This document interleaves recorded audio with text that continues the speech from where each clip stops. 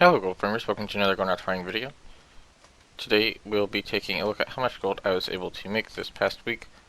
It's been a while since I have done this type of video, and I do plan on trying to get back into it, and as you guys can see, it's only been about 6 days since I have collected any of my gold, and I have made roughly 60k within those 6 days. This is my character that I usually sell nothing but Transmog on, however I have been trying to sell some pets on this character as well. And a lot of the transmog that I've actually been able to sell are a lot of vanilla type transmog. Usually I have a bit more luck with other expansions such as Breath of the Lich King, and I used to be able to sell a decent amount of Cataclysm transmog as well, but since I've currently gotten back into selling transmog, it's been a whole lot of vanilla transmog for the most part.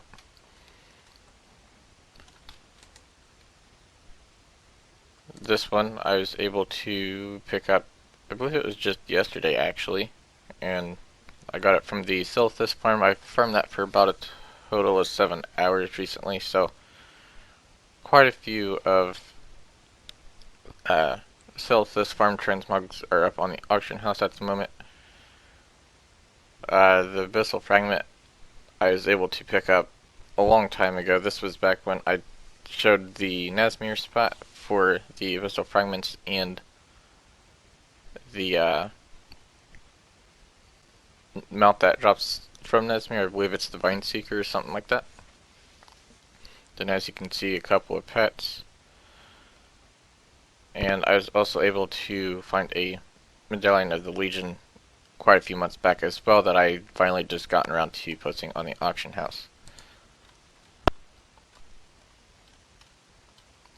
So again, I've been doing quite a bit of transmog farming actually, and I know I've been selling a lot of vanilla transmog, so I do plan on trying to farm a lot more of the vanilla type transmog and all of that. There is a Silithus farm going up, or there's actually one up right now. I do plan on trying to join that, hopefully before I go into work. I do plan on trying to do some of the Saltstone Cave, and maybe a couple of other vanilla type transmog farming locations where usually a decent amount of transmog drops, so that sells for a decent amount of gold. One reason why I don't strictly farm just one expansion's worth of transmog is just because you never know what will sell eventually. So I have a large variety of Mists, Cataclysm, Wrath of the Lich King, and even Burning Crusade transmog up on the auction house.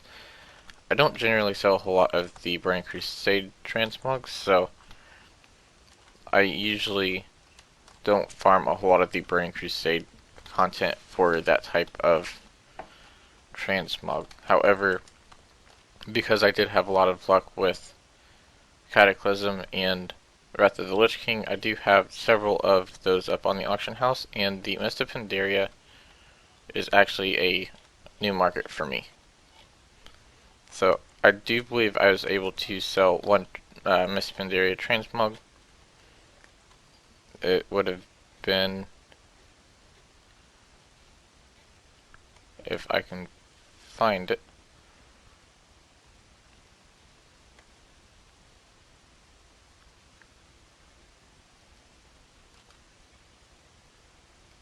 I'm thinking it might have been the Crescent Veil wrist wraps. I could be wrong on that.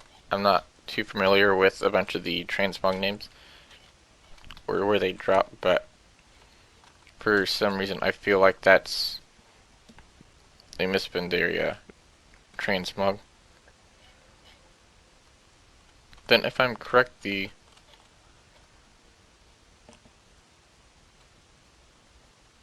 the Bloodscour or the Blood Fist is a Burning Crusade transmog as well, so that's kind of nice knowing that transmog from that expansion sold, if either of them were actually from Burning Crusade.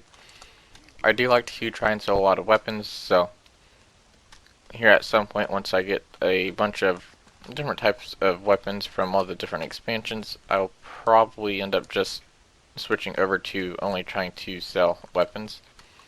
Those seem to be what sell for the most on Moonguard. So, a lot of it just depends on your server when it comes to selling any kind of transmog, which I believe a lot of you already know this.